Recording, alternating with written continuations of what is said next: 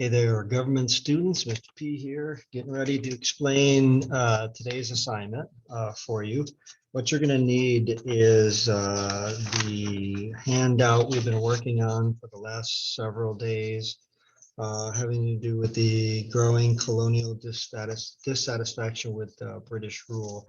So what we're going to do today is we're actually going to go to the last two pages, and the last two pages are going to be titled Guide to the Declaration of Independence, King George's Offenses. So this is going to be the last two pages of that handout is what you're going to need. It's got a bunch of things here. I've got a few things highlighted, but what these last two pages have to do with is that we were talking about the Declaration of Independence, and we kind of dumbed down the first paragraph of the Declaration. And at the very end of the first paragraph, it talks about having to, if you find yourself having to break up with a country or break up with a person, that last in blue right there, it's like, you should declare the causes which impel them to the separation. So basically what they're saying is, we don't like the king, and here's why. We're going to give you the reasons why we don't like being under British rule or under the rule of the king. And so what you're going to see here is, you'll notice I've got the word he highlighted over and over on the Declaration of Independence. There's the back side of it. And so these are all the different things that they said he did, the king, that they didn't like. And so what's kind of cool about the handout is the handout has all those things numerated. Number one, I'll read it aloud. You guys follow along. He has refused his assent to the laws necessary for the public good. So that phrase, that sentence comes out of Old English when they wrote the Declaration. And right below it in italics, and I've got it highlighted in blue, is a more modern interpretation of what that actually means. And so it says the king had rejected laws passed by colonial assemblies. And so we're going to have 27 of these on this handout, going all the way to the end of the second page. What you and a partner are going to do, you and a partner will work on this together, is you're going to go one by one through all 27 of these. All right.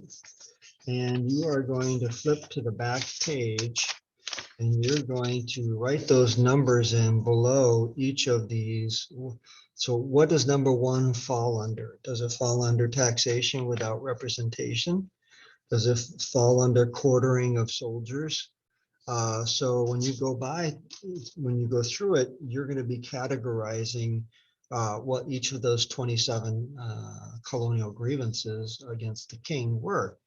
And so you're going to putting them into these main categories: taxation without representation, suspending colonial laws, dissolving colonial legislatures, imposing trade restrictions with other countries, quartering of soldiers, altering colonial charters. We learned what charters were yesterday. Restricted right of trial by jury of peers, and no voice in government. So all 27 of these will at least be used in one area or the other.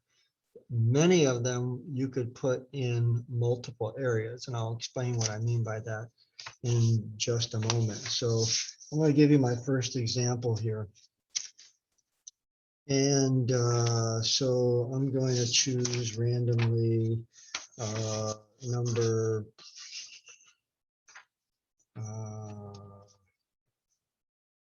let's go with number 14. So if you look at number 14, for quartering armed troops among us, well, what does that mean, quartering? The Crown had required the colonies to house British troops stationed in America. Here is number 14 highlighted. I know it's probably backwards on my computer screen, but so that should be easy. That's one of the easiest ones. We're going to go here. That's going to fall under quartering of soldiers. So you and your partner would put number 14. You're going to write number 14 right underneath quartering of soldiers, because that's what that one means. And so you're going to flip back and forth, you and your partner. I'll just randomly pick another one. Number 22 for suspending our legislatures. So suspending our legislature, suspending colonial laws, definitely would fall under that. Let's see, what else might it? Dissolving colonial legislatures. It might fall under. It might fall under that one as well. So we would put 22 under two different categories.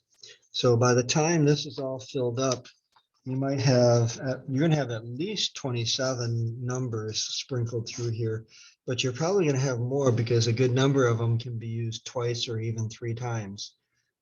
So it's not just going to be, okay, which one does it fall under?